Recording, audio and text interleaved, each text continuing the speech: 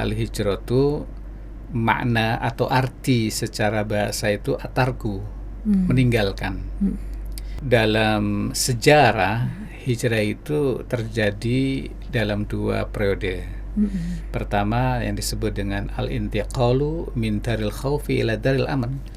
Pindah dari negeri takut ke negeri aman. Yang kedua, al-intiqal min dari al-kufri ila daril Islam. Pindah dari negeri kafir ke negeri Islam. Negeri kafir saat itu Makkah, negeri Islam saat itu Madinah gitu. Nah, hijrah ini kalau menurut Ibnu Qayyim kan ada 2. Ada al-hijratu bil qalbi, ada al-hijratu bil jasad. Yaitu hijrah dengan membawa jasad berarti pindah tempat. Kemudian al-hijrah bil qalbi, hijrah dengan hati gitu.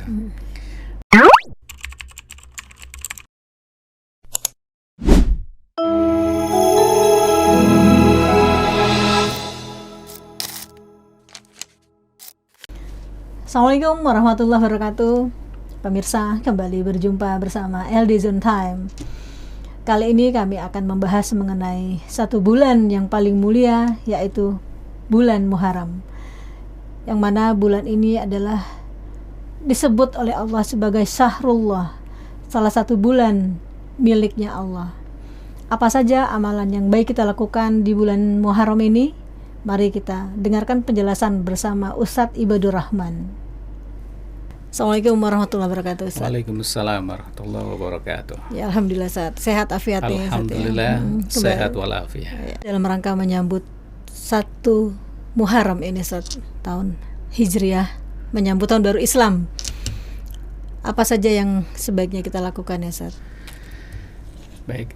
Alhamdulillah, wassalatu wassalamu ala rasulillah wa ala alihi wa sahbihi wa mawala. Asyhadu an la ilaha illallah, asyhadu anna muhammadan abduhu wa rasuluh. Ya ayyuhalladzina amanu taqullaha haqqa tuqatih wa la tamutunna illa wa antum muslimun. Pemirsa LD Zone di mana saja berada, sebelum kita berbincang apa yang mesti kita lakukan, terlebih dahulu kita ingin tahu sejarah atau latar belakang penanggalan tahun Hijriah ini. Mengingat masih banyak saudara-saudara kita ini yang tidak mengerti latar belakang atau sejarah munculnya penanggalan tahun Hijriah ini. Yang lebih dikenal itu tahun Masehi. Misalnya kita bertanya kepada seseorang, urutan yang ke-8 apa? Itu kalau Masehi langsung hafal, Agustus gitu. Tetapi kalau kita tanya urutan yang ke-9 bulan Hijriah apa? Itu mikir-mikir tuh. Nah, oleh sebab itu kita ingin tahu sejarahnya seperti apa, kemudian muncul penanggalan baru atau tahun Hijriah itu. Ini berawal dari surat-surat yang tidak bertanggal gitu, tidak bertanggal dan tidak bertahun, yang diterima oleh salah satu sahabat Nabi yang pada waktu itu menjadi gubernur di Basrah. Namanya adalah Abu Musa al-Asy'ari radhiyallahu anhu. Beliau mengatakan, innahu ya'tina min amiril mu'minina kutubun fala nadri ala ayyin na'mal waqad qara'na kitaban mahalluhu Sya'ban fala nadri ahwal ladzi nahnu fihi amil madhi. Itu surat yang ditujukan untuk khalifah pada waktu itu, yaitu Umar bin Khattab radhiyallahu anhu, dari salah satu gubernurnya di Basrah namanya Abu Musa al-Asy'ari, yang artinya telah sampai kepada kami surat-surat dari Amirul Mukminin, maksudnya Umar. Namun kami tidak tahu apa yang harus kami perbuat terhadap surat-surat itu. Kami telah membaca salah satu surat yang dikirim di bulan Sya'ban, hanya ditulis bulan Sya'ban saja. Kami tidak tahu apakah Sya'ban tahun ini atau tahun kemarin. Nah, dari surat ini kemudian Umar radhiyallahu anhu berpikir ya, mestinya harus dibuat penanggalan untuk kaum muslimin sebagai patokan tahun berapa untuk menindaklanjuti perintah-perintah dalam surat tersebut. Nah, kemudian Umar radhiyallahu anhu mengumpulkan sahabat-sahabat berdiskusi apa yang menjadi pijakan untuk penentuan penanggalan tahun Hijriah ini. Banyak sahabat yang kemudian mengemukakan pendapatnya. Di antaranya adalah sebaiknya patokannya itu adalah saat Nabi Shallallahu Alaihi Wasallam diutus menjadi nabi. Pendapat yang lain mengatakan sebaiknya patokannya adalah kelahiran Nabi. Yang lain berpendapat sebaiknya patokannya adalah kematian atau wafatnya Nabi Shallallahu Alaihi Wasallam. Dan salah satu yang usul patokannya adalah hijrahnya Nabi Shallallahu Alaihi Wasallam adalah Ali bin Abi Thalib radhiyallahu anhu. Nah, ketika itu kemudian Umar radhiyallahu anhu menerima pendapat Ali radhiyallahu anhu bahwa tahun baru itu dikaitkan dengan hijrahnya Nabi Shallallahu Alaihi Wasallam. Itu sejarahnya seperti itu. Jadi patokannya tidak kelahiran, karena itu Masehi, kelahiran Isa alaihissalam. Tidak boleh ikut-ikutan kan itu. Kemudian kalau patokannya adalah wafatnya Nabi, ya tentunya tidak pas, karena di saat umat ingin bangkit malah mengingat kematian gitu. Betul. Atau kelahiran ya. Maka sepakatnya adalah Umar mensepakati kalau patokannya itu adalah hijrahnya Nabi Shallallahu Alaihi Wasallam. Al-hijratu farqat bainal haqqi wal batil fa'arikhu biha. Kata Umar, hijrah itu menjadi pemisah antara yang hak dengan yang batil. Oleh sebab itu jadikanlah hijrah itu sebagai patokan penanggalan. Akhirnya disepakatilah hijrah itu menjadi patokannya. Maka tahunnya disebut Hijriah. Nah, kenapa hijrahnya Nabi ini menjadi patokan? Ya, di antara dalilnya atau argumentasinya itu adalah Allah Subhanahu wa taala berfirman di dalam surat At-Taubah 108, La masjidun usisa ala taqwa min awwali yaumin ahaqqu an taquma fi. Sesungguhnya masjid yang didirikan atas dasar takwa, yakni Masjid Quba. Kita kalau haji umrah ke Masjid Quba ya. Sejak hari pertama, ya, sejak hari pertama adalah lebih patut kamu sholat di dalamnya. Nah, disebut sejak hari pertama. Nah, sejak hari pertama ini adalah hijrahnya Nabi Shallallahu Alaihi Wasallam. Pada waktu itu beliau singgah di Quba selama 4 hari mendirikan masjid itu. Nah, berdasarkan ayat inilah atau ayat 104, sebagian ulama memberikan argumentasi kenapa penempatan hijrahnya Nabi menjadi patokan penanggalan itu diterima oleh Umar bin Khattab radhiyallahu anhu. Nah, ini sejarah gitu. Sejarah ya, Bu. Sejarah tentang penanggalan tahun Hijriah. Kemudian muncul diskusi lagi. Ya, kalau patokannya sudah hijrah, lalu bulannya ini dimulai bulan apa? Nah, ya.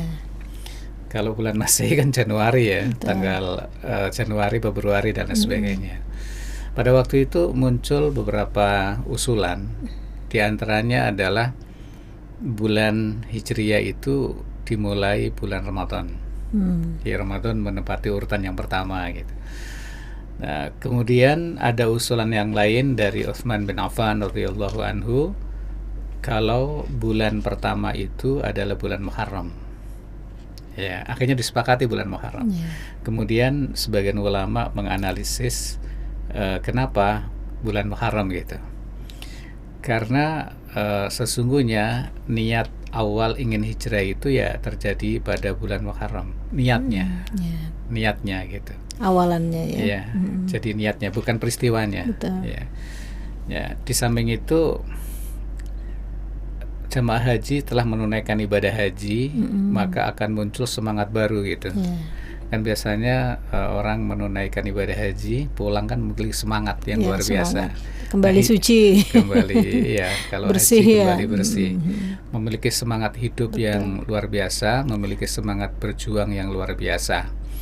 Nah inilah kemudian dijadikan patokan bahwa Muharram itu adalah bulan pertama dari penanggalan Hijriah. Ini sejarahnya seperti itu. Nah sekarang kenapa atau ada apa dengan hijrah itu?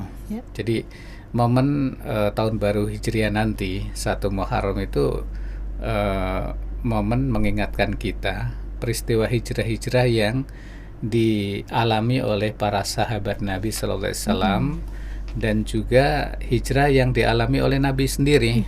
Ya, ketika kaum muslimin berada di Makkah, ya, mereka mendapatkan perlakuan yang tidak baik, ya, ditindas, dibunuh, dirampas, diperkosa dan sebagainya lah, ya, sehingga hal tersebut menjadikan Nabi Sallallahu Alaihi Wasallam berpikir bagaimana supaya sahabatnya ini hijrah gitu. Maka sejarah mencatat hijrah pertama kali itu terjadi pada tahun 5 kenabian. Jadi 5 kenabian itu berarti Nabi menjadi Nabi 5 tahun gitu. Nah, Nabi Sallallahu Alaihi Wasallam memerintahkan sebagian sahabat ini untuk hijrah ke sebuah negeri yang sangat jauh. Negeri itu zaman dulu dikenal dengan negeri Habasyah. Kalau sekarang Ethiopia. Saya lihat di Google itu jarak antara Makkah dengan atau Makkah ke Ethiopia itu 1.500-an kilo. Itu udara. Kalau melalui darat itu bisa 4.400-an itu. Ya, Masya Allah itu kalau melalui darat kan liku-likunya banyak itu. Nah, ketika itu Nabi Sallallahu Alaihi Wasallam memerintahkan sahabat-sahabat untuk menyelamatkan akidah ini, pergilah kalian ke sebuah negeri Habasyah. Nah, para sahabat ini tentunya ya, mereka berpikir ya, Habasyah itu mana? Mereka belum pernah ke sana.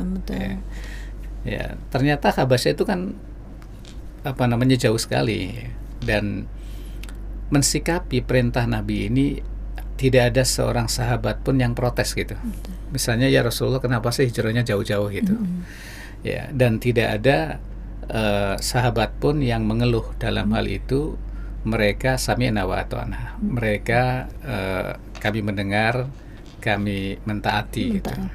Nah, Nabi Sallallahu Alaihi Wasallam menjamin hijrahlah kalian atau pergilah kalian ke negeri Habasyah yang di sana ada seorang raja yang tidak pernah mendolimi rakyatnya. Wah, ini menunjukkan bahwa banyak raja yang mendolimi rakyatnya ya. Banyak pemimpin yang mendolimi rakyatnya gitu. Jadi jaminan Nabi di sana ada raja yang tidak pernah mendolimi rakyatnya. Berangkatlah sahabat Nabi Sallallahu Alaihi Wasallam kurang lebih 15 laki-laki dan wanita ke Habasyah ini, yaitu hanya bertahan sekitar 4 bulanan. Mereka mendengar kalau di Mekah itu sudah aman. Akhirnya mereka kembali ke Mekah, ternyata tidak aman. Tidak aman, bahkan semakin menjadi-jadi orang kafir Quraisy ini menyiksa kaum muslimin kan.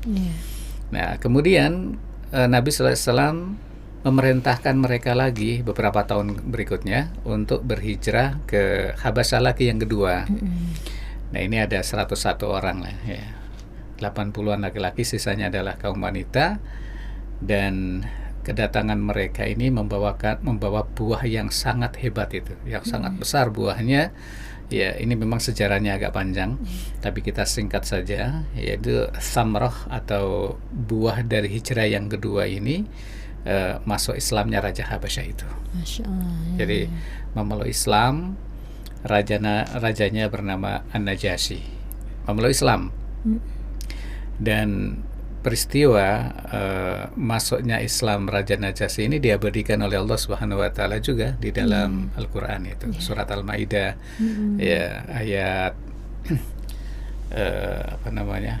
di awal-awal, di akhir dan di awal juz yang ke-7, di akhir juz yang ke-6, di awal juz yang ke-7 ayat 80-an itu. Nah, pemirsa yang dimuliakan oleh Allah Subhanahu wa taala, ini hijrah ini maknanya adalah al-intiqal min daril khaufi ila daril aman. Pindah dari negeri takut yaitu Mekah, kan rasa takut luar biasa, ke negeri aman yaitu ke Habasyah. Lalu Nabi Shallallahu Alaihi Wasallam berikutnya beliau sendiri yang hijrah dari Makkah ke Madinah. Ya, ini peristiwanya juga panjang. Nabi Shallallahu Alaihi Wasallam diperintahkan oleh Allah Subhanahu Wa Taala untuk hijrah dari Makkah ke Madinah. Yang sebelum hijrah ini diawali dengan kedatangan orang-orang Madinah pada waktu musim haji. Nabi Sallallahu Alaihi Wasallam berada di Aqabah, kemudian mereka datang untuk berjanji setia masuk Islam dan berjanji setia untuk menolong Nabi Sallallahu Alaihi Wasallam ketika mereka kedatangan Nabi di Madinah. Nah, gelombang kedua, Aqabah kedua juga demikian. Akhirnya Nabi Sallallahu Alaihi Wasallam mendapatkan jaminan bahwa nanti kalau hijrah ke Madinah mereka akan sambut, mereka akan tolong kan begitu. Akhirnya sebagian sahabat hijrah diam-diam, ada yang terang-terangan yaitu Umar bin Khattab radhiyallahu anhu.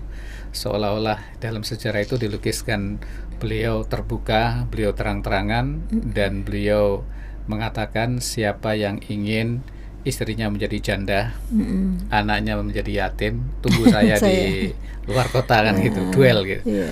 Nah, ternyata Umar juga lancar-lancar saja, namun sangat dramatis ya ketika Nabi berhijrah kan, karena Nabi itu sasaran utama untuk dibunuh oleh kafir Quraisy. Namun Allah Subhanahu Wa Taala melindungi Nabi, akhirnya Nabi berhijrah dan sampailah Nabi di sebuah tempat namanya Quba itu, yang tadi Masjid sudah kami sebutkan. Beliau mendirikan masjid yang disebut dengan Masjid Quba itu. Jadi, dan di Quba ini ada ya peristiwa yang besar, yaitu beliau mendirikan masjid yang disebut dengan Masjidun Usis ala Taqwa. Masjid yang dibangun di atas ketakwaan kepada Allah Subhanahu wa taala.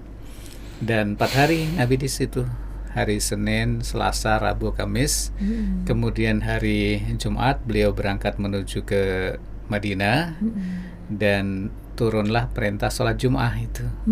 Jadi perjalanan antara Quba dengan Madinah turun perintah sholat Jumat, dan itu adalah perintah pertama kali sehingga Rasulullah sholat di sebuah tempat dan sekarang menjadi Masjid Jum'ah itu.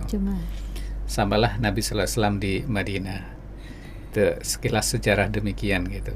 Nah, ada peristiwa sangat menarik menurut saya ya, sangat menarik. Kedatangan Nabi Sallallahu Alaihi Wasallam itu didengar oleh seorang pimpinan Rabi' Yahudi dari Bani Qainuqa, namanya Husain bin Salam. Husain bin Salam itu. Siapa Husain bin Salam ini? Beliau tokoh Yahudi, Ahlul Kitab, mengerti Alkitab, mengerti semua ajaran Nabi Musa dan Nabi Isa. Bahkan beliau ini menjadi ketua rabi'nya, menjadi rujukan orang-orang di dalam beragama Ahlul Kitab itu. Beliau ini mendengar bahwa ada nabi yang akan datang ke Madinah. Beliau tunggu-tunggu itu. Ini yang datang ini nabi beneran apa nabi palsu gitu. Ya, jadi ini kan antara asli dan palsu itu. Ini nabi asli atau nabi palsu? Beliau ingin mengujinya gitu. Karena Rabi Yahudi, diantaranya Husain bin Salam ini, itu masuk dalam firman Allah, alladzina atainahumul kitaba ya'rifunahu kama ya'rifuna abna'ahum. Mereka orang-orang yang diberi kitab itu mengenal calon nabi akhir zaman itu sebagaimana mereka mengenal anaknya.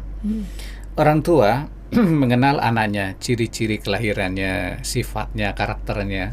Demikian pula orang-orang Yahudi, terutama yang ahli kitab, terutama yang ulamanya, itu mengenal betul calon nabi akhir zaman itu dengan sifat karakternya. Maka ketika beliau mendengar akan ada nabi hadir di Madinah, beliau itu ingin tahu, nunggu betul, ingin tahu. Nah, ketika beliau berada di atas pohon kurma, ya, di bawah ada bibinya, kemudian ada pembantu yang baru datang tergopoh-gopoh mengatakan, wahai Husain, Nabi yang kau tunggu-tunggu sudah datang, gitu. Sudah ada di Madinah, Kuba waktu itu.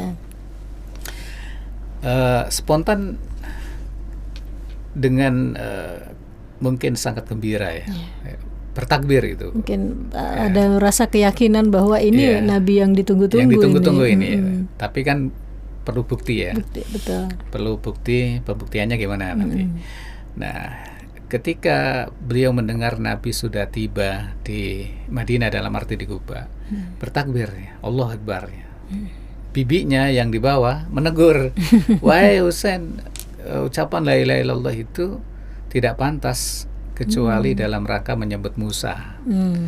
Ya, dibalas lagi, ini saudaranya Musa, bergegas turun, kemudian mendatangi Nabi Sallallahu Alaihi Wasallam. Ada dua riwayat. Riwayat pertama, Husain bin Salam ini ingin meyakinkan dirinya ini Nabi asli apa Nabi palsu. Gimana caranya kan gitu. Sebagaimana beliau katakan, ketika orang-orang Madinah menyambut dengan gegap gempita kedatangan Nabi Muhammad SAW ini, aku pun ikut menyambutnya. Padahal kan beliau Yahudi ya. Aku ikut menyambutnya. Hati. Aku ikut menyambutnya gitu. Dan tentunya dia ingin membuktikan ini asli atau tidak. Gimana caranya gitu. Caranya adalah beliau ini melihat wajah Nabi. Dilihat, diamati betul dari garis-garis wajah ya. Ciri-cirinya. Wajahnya dulu yang beliau fokus di wajahnya Nabi gitu. Setelah dilihat, diamat-amati gitu ya. Kemudian beliau yakin bahwa wajah ini bukan wajah pembohong. Masya Allah, itu wajah itu. Wajah ini bukan wajah pembohong. Berarti ini wajah jujur gitu. Nah, tapi itu belum final gitu. Baru secara fisik wajah ini tidak menunjukkan wajah pembohong. Masya Allah, ternyata kejujuran itu melalui wajah gitu ya. Kalau kita lihat sekarang di media sosial atau yang lain ya. Kalau lihat wajah-wajah ini, wajah jujur itu kayak gimana susah gitu. Wah, wajah gini kok ngomong jujur itu dari mana gitu. Jadi tidak cukup, tapi sudah mulai meyakini ini Nabi asli ini. Nah, kemudian dalam riwayat yang lain disebutkan beliau itu datang kepada Nabi Sallallahu Alaihi Wasallam. Datang lalu mengatakan, wahai Muhammad, aku akan ajukan beberapa pertanyaan kepadamu. Tapi ketahui ya, tidak ada yang tahu jawabannya kecuali dia seorang nabi. Masya Allah, ini sudah dikunci dulu ya. Tidak ada yang tahu jawabannya kecuali seorang nabi. Kalau engkau bisa menjawab, aku beriman. Kalau engkau tidak bisa menjawab, engkau bukan nabi. Masya Allah, ini Nabi di ultimatum dengan pertanyaan gitu. Dan dikunci tadi Bu, dikunci itu tidak ada yang bisa menjawab kecuali seorang nabi. Betul. Kalau sekarang itu Ustadz saya mau tanya gitu ya, beberapa pertanyaan gitu. Tidak ada yang bisa menjawab kecuali seorang Ustadz gitu. Kalau Ustadz bisa menjawab berarti Ustadz beneran gitu. Kalau enggak berarti Ustadz palsu. Ya kalau itu ya masih beda. Bisa lah, ya beda. Masih bisa. Ini pertanyaan yang dia kunci. Ya, Nabi mendengarkan pertanyaan-pertanyaan itu. Ya, apa pertanyaannya? Pertama, makanan apa yang disuguhkan untuk pertama kali ya, makanan pertama kali yang disuguhkan bagi penduduk surga. Wah, ini kalau ngawur kan bahaya Bu, ya. Ini kan pertanyaan yang sifatnya gaib. Ya, makanan apa yang pertama kali disuguhkan untuk penghuni surga. Ini hadisnya sahih riwayat Imam Ahmad dan Imam Bukhari dari Anas bin Malik radhiyallahu anhu. Ya, yang kedua, kenapa anak itu bisa menyerupai? Jadi pertanyaan tentang penyerupaan, Bu. Mm-mm. Jadi kenapa anak itu bisa menyerupai ayahnya atau ibunya? Mm-mm. Kan bisa jadi gitu ya. Iya, Anak perempuan garis tapi keturunan. anak perempuan tapi mirip bapaknya. Bapaknya. Anak laki-laki mirip ibunya. Ini kan bertanya tentang apa gen ya, genetika, pertanyaan tentang biologi ya. Iya. Padahal Nabi nggak pernah bicara, nggak pernah belajar biologi. Yang ketiga tentang awal dari huru hara akhir zaman. Ini 3 pertanyaan. Iya. Dan tadi sudah dikunci, tidak ada yang bisa menjawab kecuali seorang nabi. Maka kemudian Nabi sallallahu alaihi wasallam mengatakan, barusan saja Jibril memberikan jawabannya. Ketika Husain bin Salam ini mendengar Jibril, kemudian ia mengatakan, dzaka adul Yahud. Wah, Jibril itu musuhnya orang Yahudi. Ya, musuhnya orang Yahudi. Memang orang Yahudi itu memusuhi Jibril. Yahudi itu. Nah, kemudian Nabi SAW menjawab, makanan pertama kali yang disuguhkan untuk penghuni surga adalah ziyadatu kabitil khut.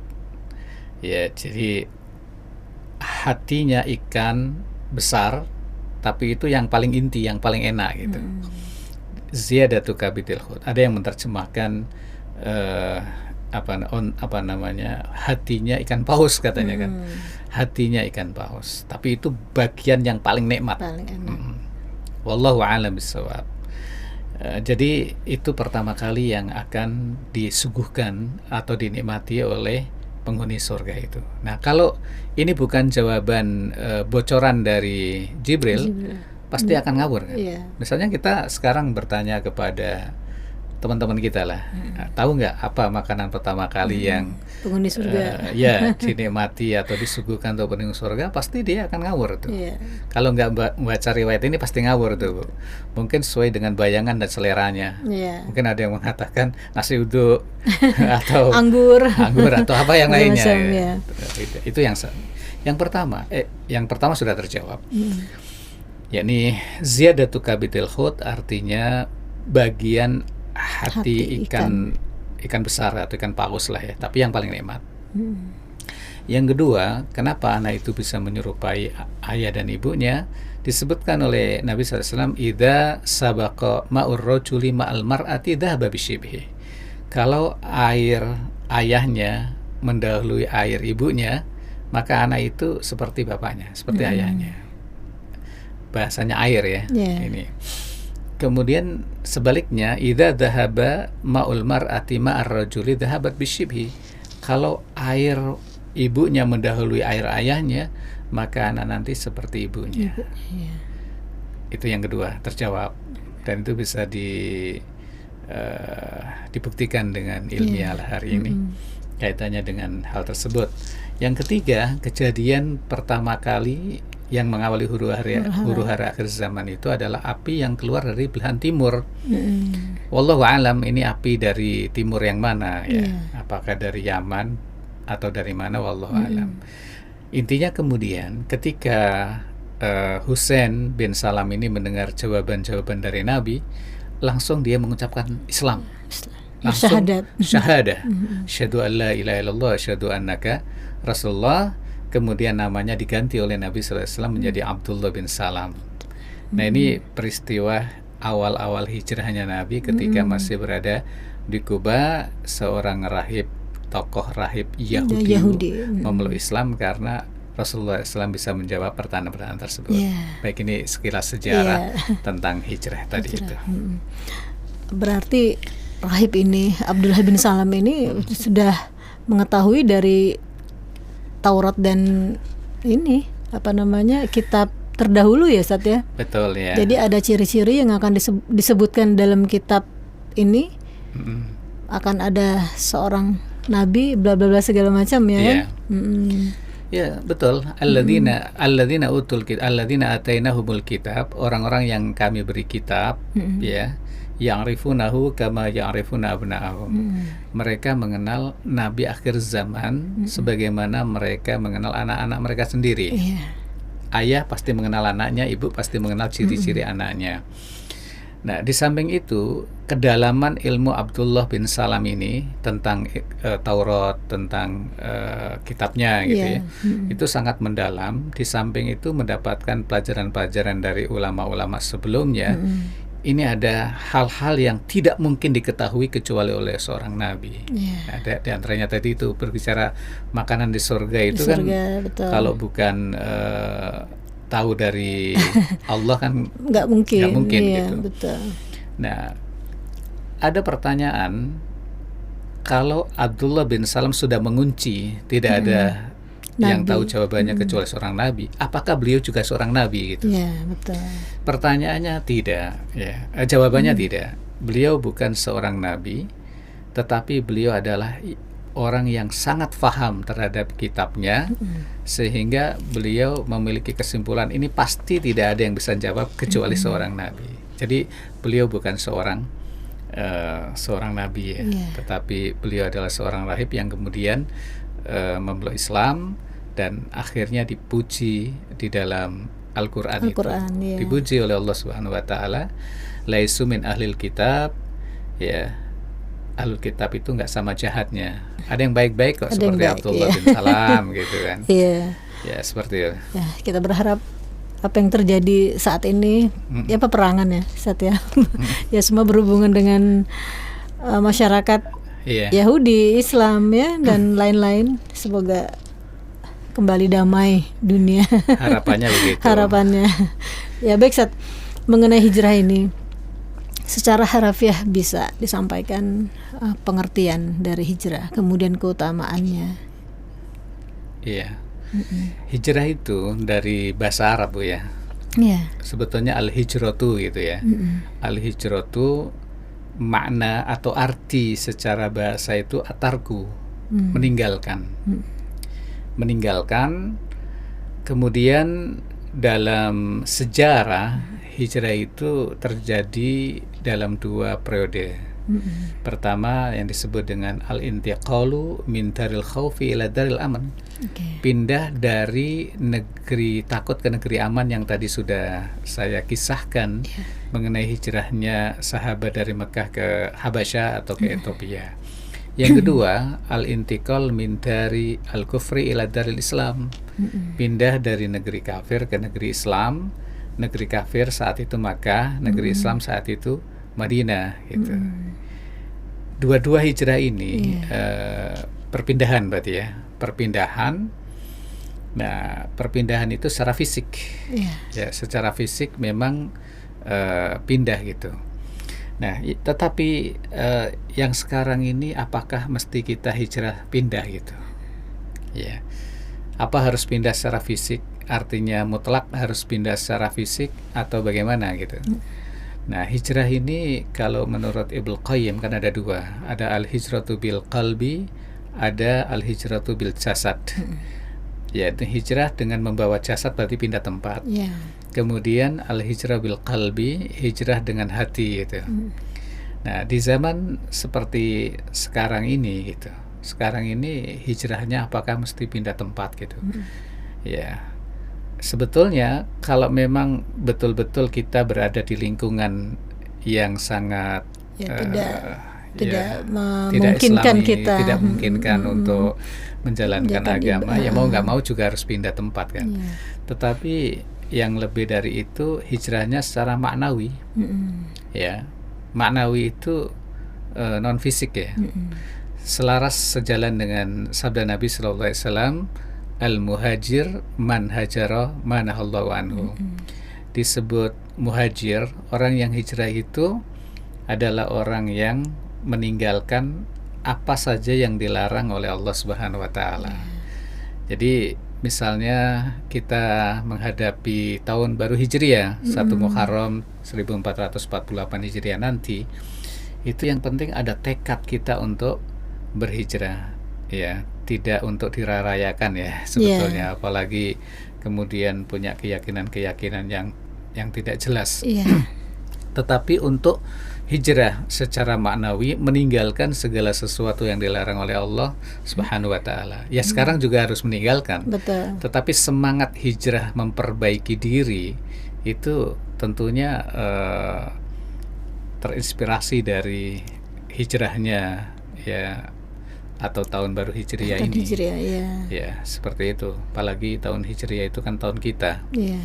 Dan tahun Hijriah itu atau tanggal atau bulan Hijriah itu patokan ibadah kita. Betul. Misalnya puasa. Puasa itu tidak sah kecuali mengikuti kalender Hijriah, yaitu Ramadan kan itu. Zakat sama. Zakat itu tidak sah kalau mengikuti penanggalan Masehi. Misalnya seseorang, saya zakat setiap bulan Agustus saja gitu, itu nggak sah. Nggak sah itu. Patokannya harus Muharram, Safar, Rabiul Awal, Rabiul Akhir. Katakanlah seseorang mengeluarkan zakat malnya setiap Ramadan misalnya. Walaupun tidak harus Ramadan kan, tergantung awal nisabnya, ya, awal nisabnya, dan itu tergantung dengan haulnya juga ya. Kalau haulnya misalnya Muharram ya Muharram. Ya, Safar, Rabiul Awal. Jadi tidak sah zakat seseorang karena zakat itu ibadah kecuali menggunakan kalender Hijriah. Ya. Jadi untuk hijrah ini bermacam-macam sebabnya yang membuat kita untuk berhijrah ya, Sat ya. Iya, betul. Dan kalau begitu bagaimana kita sekarang berhijrah? Ya hijrah minasyirki ila tauhid. Dari kesyirikan menuju tauhid. Ya syirik tahun yang lalu lah misalnya begitu. Tahun depan ini sudah nggak ada syirik lagi. Malah ada ritual tahun baru itu malah berbuat syirik kan. Banyak berbuat sekali syirik kepada Allah Subhanahu wa taala. Berlebih-lebihan ya. Kemudian ini Sat, mengenai keutamaan untuk berhijrah ini, bulan Muharram ini. Bulan haram dan syahrullah ini seperti apa yang baiknya? Iya, di bulan Muharram itu disebut dengan bulan haram ya, bulan mulia.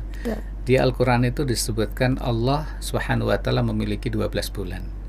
Ya, jadi 12 bulan itu sebagaimana kita tahu Muharram, Safar, Rabiul Awal, Rabiul Akhir. 4 di antara 12 bulan itu ada yang disebut dengan Ashurul Hurum, yakni bulan haram. Bulan haram itu bulan mulia maksudnya. Jadi ada 4 Ibu. Ada 4 pemirsa ya, bulan yang dimuliakan disebut dengan Ashurul Hurum itu. Pertama adalah Dzul Qa'dah, yang kedua Dzul Hijjah, dan sekarang kita berada di hampir penghujung lah ya, bulan Dzul Hijjah. Kemudian Muharram, dan yang ke-7 adalah bulan Rajab ya, bulan Rajab. Jadi 4 bulan ini yang disebut dengan Ashurul Hurum. Nah, apa yang ada atau ada apa di bulan-bulan ini kan itu. Di bulan-bulan ini disebut bulan mulia, dilarang berperang itu, dilarang menumpahkan darah. Jadi umat Islam dilarang menumpahkan darah. Bagaimana kalau umat Islam diserang, yang bela diri? Ya. Kemudian amal-amal yang baik dilipat gandakan. Amal yang buruk ya sama gitu ya. Dan di bulan Muharram ini ada satu ibadah yang jangan dilewatkan gitu, yaitu puasa. Ya, puasa. Yang disebut dengan puasa Asyura itu sebetulnya orang-orang Quraisy juga dulu puasa Asyura. Orang Quraisy itu. Demikian pula Nabi Sallallahu Alaihi Wasallam ketika beliau berada di Makkah, beliau itu puasa Asyura. Puasa Asyura itu tanggal 10 bulan Muharram. Jadi orang Quraisy, dalam hadis itu disebutkan orang Quraisy juga puasa. Termasuk Nabi Sallallahu Alaihi Wasallam juga berpuasa di bulan Asyura tanggal 10 itu. 10 Muharram ya. Itu di Makkah sudah puasa. Ketika beliau berhijrah di Madinah, beliau puasa. Bedanya ketika di Mekah beliau tidak memerintahkan sahabatnya untuk puasa Asyura. Ketika di Madinah beliau perintahkan juga sahabat-sahabatnya untuk puasa Asyura itu. Ternyata orang-orang Yahudi puasa juga gitu. Puasa juga. Sehingga beliau bertanya, ini apa-apaan ini, apa ini gitu ya. Ini ya Yahudi mereka memperingati Allah menyelamatkan Musa dari kejaran Firaun gitu. Firaun, ya. Maka Musa berpuasa sehingga orang Yahudi berpuasa gitu. Wah, kalau gitu kita sebetulnya lebih berhak untuk mengikuti Musa. Oleh sebab itu tahun depan sungguh aku akan berpuasa tanggal 9. Nah, ini yang disebut dengan hari Tasu'a. Tasu'a ya. Oleh sebab itu kita nanti memasuki tanggal 9 dan 10 kita puasa. Puasa Tasu'a dan puasa Asyura. Dan ini kabar gembiranya adalah menghapuskan dosa satu tahun yang lalu. Masya Allah, ini bonus luar biasa. Wallahu a'lam bishawab. Demikian. Ya, Ustaz, awalan sudah disampaikan bagaimana perjuangan Nabi Muhammad untuk hijrah dari Mekah ke Madinah. Kemudian banyak sekali orang yang berharap untuk menjadi manusia lebih baik lagi. Sekarang kan banyak anak-anak muda atau sebagian besar kaum muslim saat ini mereka berhijrah, mencoba untuk berhijrah menjadi lebih baik lagi. Ini bagaimana nih Ustaz untuk fenomena seperti ini dengan mengacu kepada dari hijrahnya Nabi Muhammad SAW tadi? Iya, semangat untuk berhijrah berarti kan meninggalkan yang buruk. Anak-anak muda semangat berhijrah dari karaoke ke masjid kan gitu.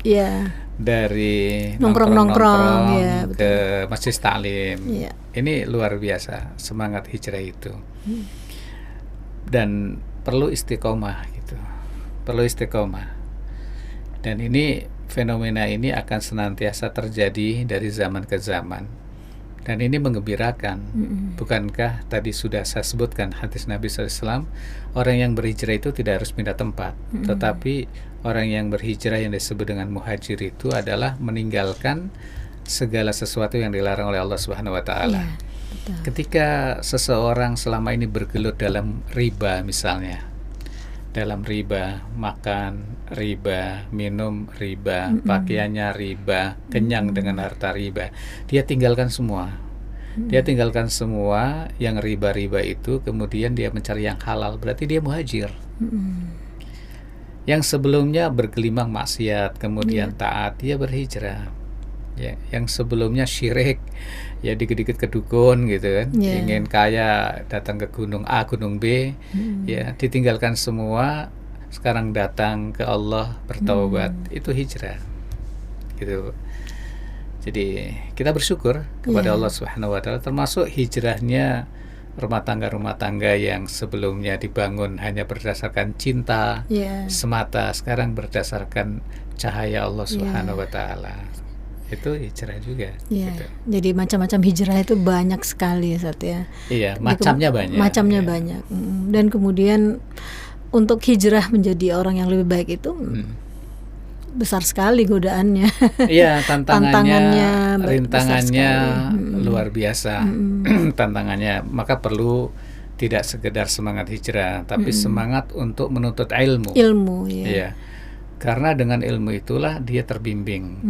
Dia terbimbing, dia terbentengi dari godaan setan manusia dan setan jin. Dia tetap istiqomah di atas jalan hijrahnya itu. Karena kalau seseorang itu tidak tahan hijrah, dia akan kembali. Akan kembali ke habitat lamanya. Karena godaannya besar. Godaan ekonomi, godaan ketenaran dan lain sebagainya. Saya setelah hijrah kok malah kalau dagang rugi terus gitu ya. Saya dulu maksiat lancar-lancar saja rezeki saya, setelah hijrah malah mentok sana mentok sini. Akhirnya nggak tahan gitu. Akhirnya nggak tahan dan menjadi orang-orang yang berguguran di jalan hijrah. Nah, saya ingin menambahkan bahwa kedatangan Nabi di Madinah itu, kedatangan Nabi sallallahu alaihi wasallam di Madinah, pertama kali yang beliau lakukan itu mendirikan masjid. Mendirikan masjid. Masjid Quba, kemudian ke Madinah mendirikan Masjid Nabawi. Nah, ketika beliau sudah mendirikan masjid, apa yang beliau lakukan berikutnya? Beliau lakukan berikutnya adalah mempersaudarakan antara muhajirin dan ansar. Muhajirin itu adalah orang-orang yang berhijrah dari Makkah ke Madinah, Pendatang ya Ustaz ya. pendatang, mengorbankan apa yang dimiliki di Makkah. Rumahnya ditinggal, pekerjaannya ditinggal, keluarganya juga ditinggal, sebagian keluarga ya. Kemudian pindah ke Madinah dalam rangka untuk apa? Dalam rangka untuk menyelamatkan akidah, dalam rangka untuk mencari ridha Allah Subhanahu wa taala dan Rasulnya. Mereka tinggalkan itu semuanya. Nah, ini yang disebut dengan muhajir. Kemudian penduduk Madinah itu terdiri dari dua suku besar, namanya Aus dan Khazraj. Ini Aus dan Khazraj itu perang puluhan tahun. Ya, Nggak pernah akur. Nggak pernah akur itu puluhan tahun itu. Dan mereka disuplai senjatanya itu oleh orang Yahudi. Jadi orang Yahudi itu Memang zaman dulu dari dulu sudah jual senjata ya. untuk diadu kan gitu. Betul. Jadi Untuk kalau menghancurkan Islam. kalau kurma lagi nggak Panen. panen, mereka diadu itu, Bu. Udah ini senjata buat kamu, Yahudi yang lain ini udah senjata kamu gitu ya. Nanti bayarnya kalau panen. Ya. Persis seperti sekarang ya, Betul. Yahudi itu. Ya. Nah, mereka ini dipersaudarakan oleh Nabi sallallahu alaihi wasallam, ya, menjadi saudara. Mereka tidak berperang. Fa asbahtum bi ni'mati ikhwana. Kini kalian menjadi saudara. Nah, Rasulullah SAW setelah mendirikan masjid itu, beliau mempersaudarakan antara muhajirin dan ansar. Seorang muhajir dipersaudarakan dengan ansar. Dan sejarah mencatat dari persaudaraan ini muncul nama yang sangat legendaris kaitannya dengan pebisnis ulung ya, yaitu Abdurrahman bin Auf dipersaudarakan dengan Sa'ad bin Rabi'ah. Ya, Abdurrahman bin Auf pendatang dari muhajir dari Mekah. Kemudian Sa'ad bin Rabi' adalah penduduk setempat Madinah ya. Ketika mereka sudah bertemu, ngobrol akrab gitu, kata Sa'ad bin Rabi', wahai saudaraku Abdurrahman bin Auf, engkau tinggalkan keluargamu, engkau tinggalkan rumahmu, engkau tinggalkan segala yang kamu miliki di Makkah. Nah, sekarang tidak punya apa-apa, sementara saya ini adalah salah satu penduduk Madinah yang kaya. Oh, sekarang jarang orang aku kaya, Bu. Ya. Takut pajak. takut macam-macam gitu. Iya, macam-macam, betul. Iya, takut 22%, takut 35% diambil gitu kan, atau takut orang minta bantuan. Betul. Nah, waktu itu beliau ini membawa hartanya semua, langsung di depan Abdurrahman bin Auf. Aku bagi dua ya, separuh tetap milikku, separuh aku berikan kepadamu. Terus lebih dari itu, saya punya dua istri. Ya, saya akan lepaskan satu dan silahkan nikahi itu.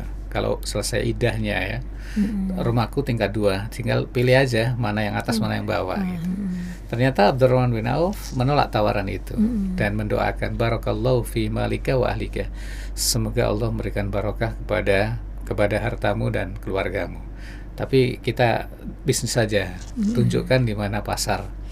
Akhirnya ditunjukkanlah pasar. Saat itu dikuasai oleh orang Yahudi. Maka mulai berdagang, Abdurrahman bin Auf ini berdagang minyak samin, ya, kecil-kecilan dulu, Bu.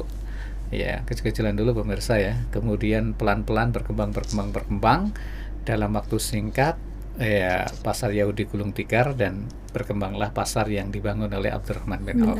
Ini adalah buah persaudaraan. Dan ini memberikan pelajaran kepada kita umat Islam itu bersaudara gitu. Ya, harus bersatu. Harus bersatu.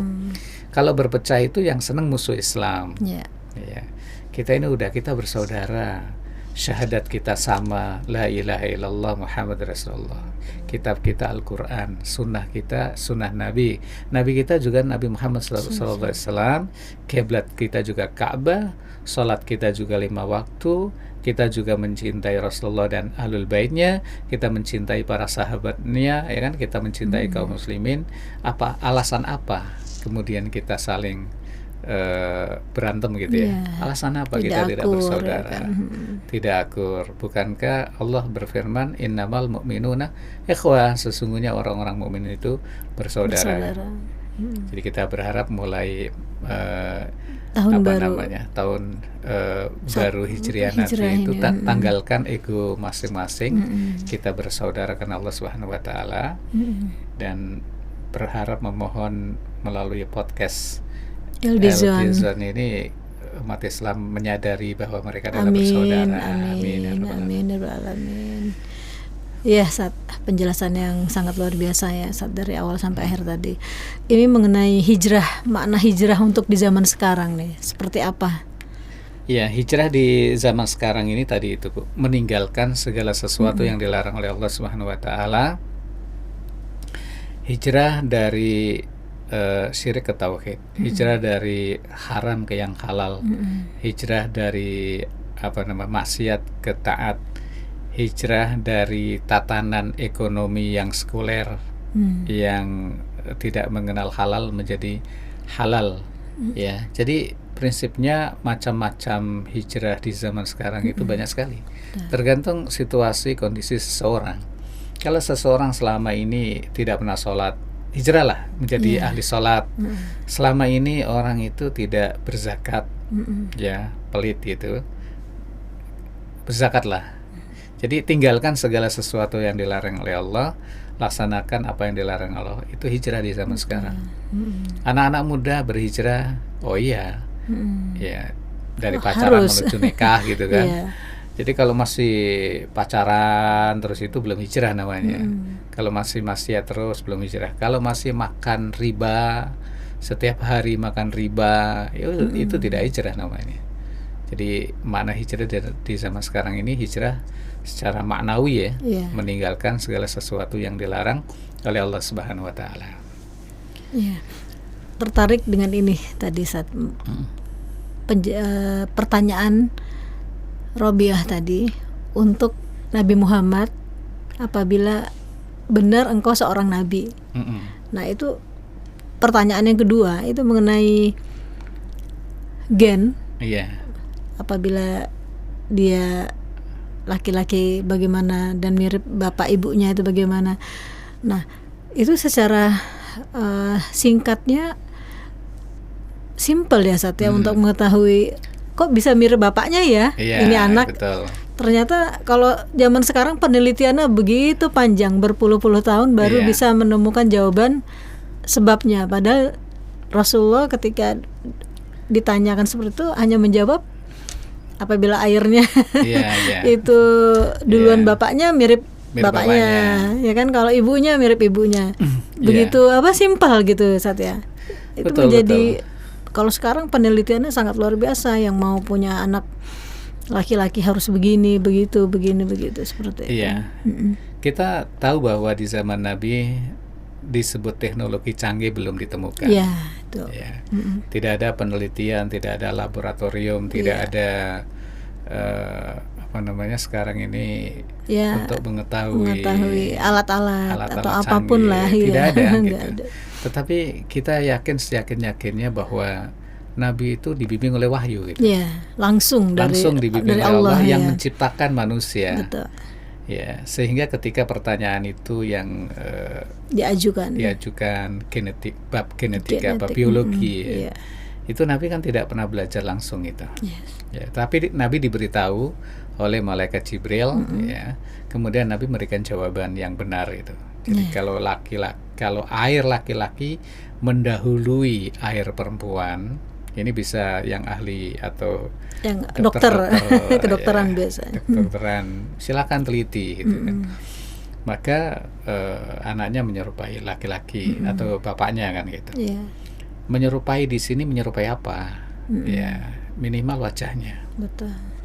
Wajahnya, bisa juga nanti karakternya. Bisa juga. Tapi dominannya karena air laki-laki mendahului, mungkin lebih dominan atau lebih dulu ya. Itu yang mengerti adalah ahlinya. Tapi secara teks hadis itu, kalau air laki-laki mendahului air wanita, maka anaknya nanti seperti bapaknya atau sebaliknya nanti seperti ibunya. Dan ini bisa diteliti secara ilmiah lah bagi ahlinya. Nah, oleh sebab itu kita tidak boleh mengatakan kepada teman kita seakrab apapun, anakmu kok nggak mirip kamu misalnya, ya kan? Atau anakmu kok nggak mirip suamimu gitu. Sama sekali nggak boleh. Khawatir itu bagian dari tuduhan. Betul. Ya. Oleh sebab itu hati-hati ya pemirsa ya, hati-hati pemirsa mengatakan kepada temannya, walaupun akrab misalnya, kok anak kamu tidak seperti kamu gitu, ya, nggak ada mirip-miripnya sama kamu, nggak ada mirip-miripnya sama suami kamu gitu, mirip ibunya enggak, mirip bapaknya enggak, hati-hati gitu. Khawatir ini bagian dari tuduhan melakukan perzinaan. Ya, jadi hati-hati aja. Ya, zaman sekarang kan gampang-gampang banget gitu. Nggak ada miripnya sama kamu gitu. Hati-hati pemirsa ya. Ya, baik Ustaz, mengenai kembali lagi ke amalan. Iya. Tadi sudah disebutkan sebaiknya amalan di bulan Muharram ini apa yang harus dilakukan selain puasa tadi, puasa Tasyu'a dan Asyura tadi. Iya, baik. Selain puasa Tasu'a, puasa Asyura, sebetulnya ada amal-amal yang lain, peningkatan sesungguhnya ya, peningkatan amal soleh secara umum ya, secara umum. Ya, misalnya gini, ini kan waktu yang terbaik, ini kan bulan haram, bulan yang Masya Allah kebaikan-kebaikan akan dilipat gandakan, dilipat gandakan gitu kan. Kenapa kita tidak isi dengan kebaikan?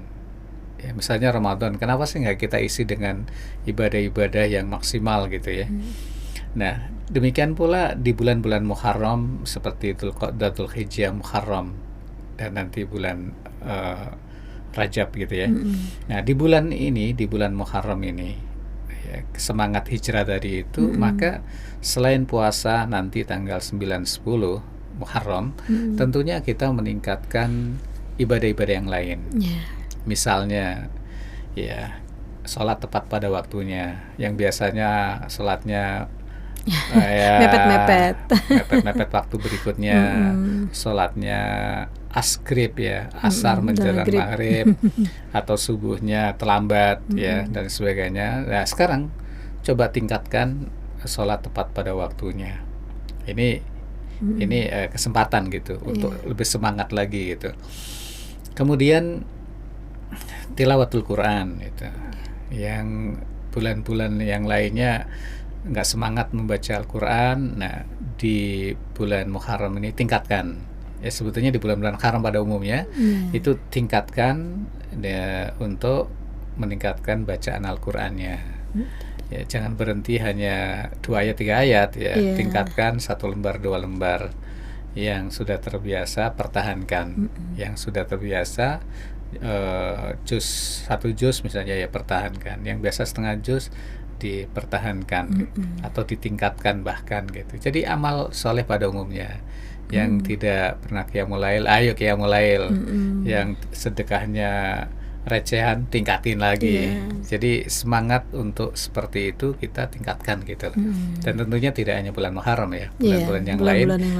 Tetapi momen untuk bulan haram ini, salah satunya Muharram tadi, itu adalah momen yang tepat untuk meningkatkan segala amal ibadah. Ya, karena amal ibadah inilah yang akan dibawa sampai akhirat nanti ya, Ustaz ya. Dikubur juga akan menjadi teman kita ya. Seperti itu. Monggo Ustaz, ada lagi mau ingin disampaikan kepada pemirsa? Jadi kembali kepada semangat hijrah ya, semangat hijriah ya. Semangat hijrah itu setiap saat itu. Tapi kita diingatkan dengan peristiwa yang sangat fenomenal ya, fenomenal, yaitu peristiwa hijrahnya Nabi Shallallahu Alaihi Wasallam yang tidak terbayangkan itu, pindah dari satu tempat ke tempat yang lain dalam kondisi mencekam, kondisi terancam dan lain sebagainya. Dan itu konsekuensi dari seorang nabi, karena seorang nabi itu diusir oleh kaumnya ya, Nabi Syuaib, Nabi Soleh, Nabi Lut, Nabi Ibrahim, semuanya diusir dari kampung halamannya, termasuk Nabi Sallallahu Alaihi Wasallam. Kemudian beliau berhijrah.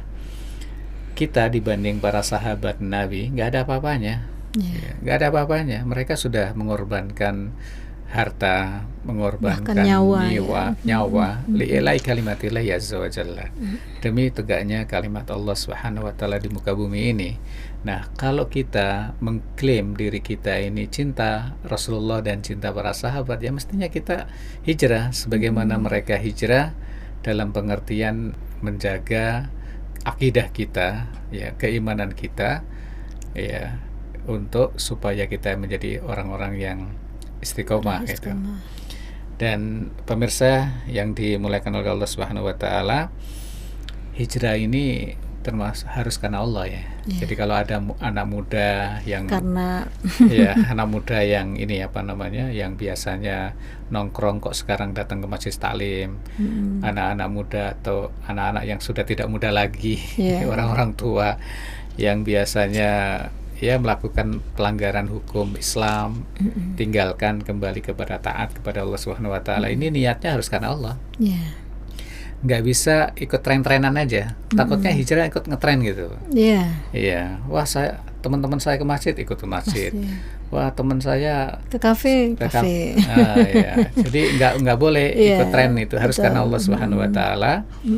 Dan hijrah ini jangan karena dunia atau karena wanita. Kan dalam hadis yang sahih riwayat Imam Bukhari dan Muslim menyebutkan innamal a'malu binniyat wa innamal likulli imri'in ma nawa.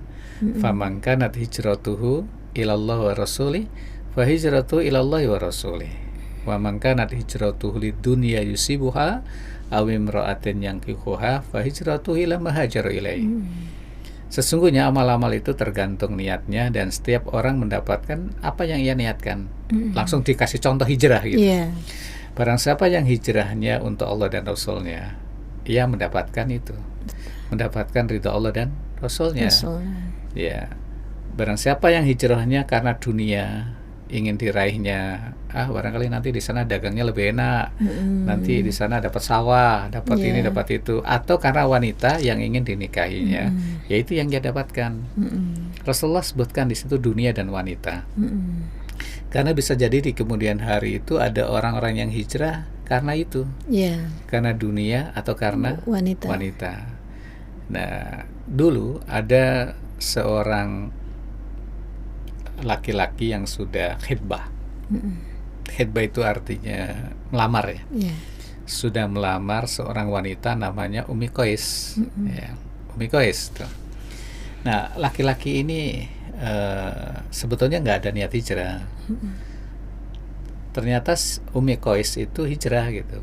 Wah, kalau saya nggak hijrah, dia lepas dia. Kan gitu, dia lepas, bisa dinikahi oleh orang lain gitu. Maka akhirnya dia hijrah supaya bisa menikahi Ummi Qais ini. Nah, hijrah yang seperti ini ya ia akan dapatkan gitu.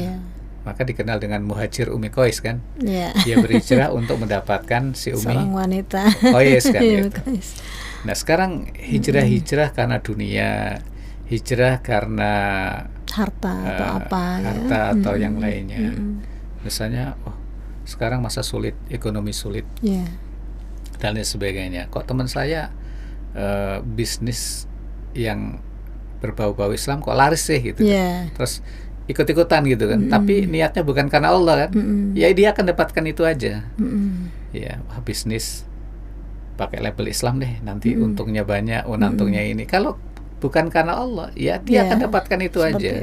Oleh sebab itu para pembisnis, termasuk pejabat ini, hijrahlah karena Allah Subhanahu wa taala. Kalau mereka punya semangat hijrah, kayaknya insya Allah tujuannya aman. Nggak ada korupsi ya.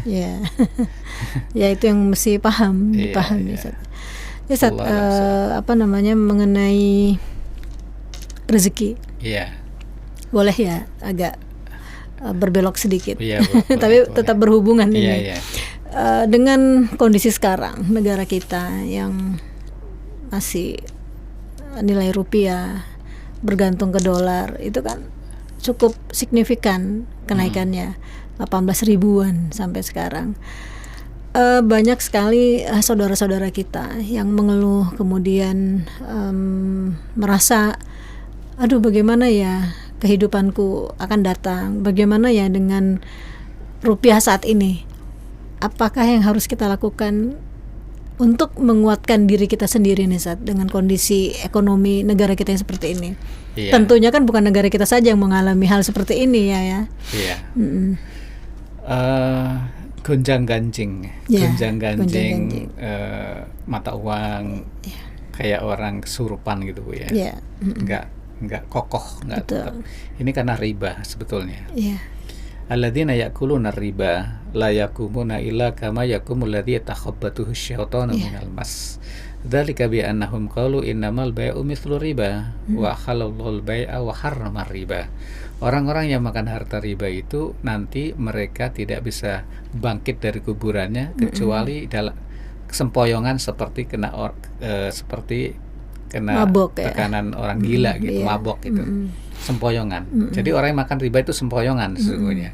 Pribadi dan masyarakat. Kan sempoyongan ekonomi ini karena riba. Iya. Oleh sebab itu hijrahlah. Ya, hijrah, tinggalkan riba ini. Nanti Allah akan beri kestabilan. Ya, betapa stabilnya nilai emas zaman Nabi sama sekarang sama kan. Ini karena riba.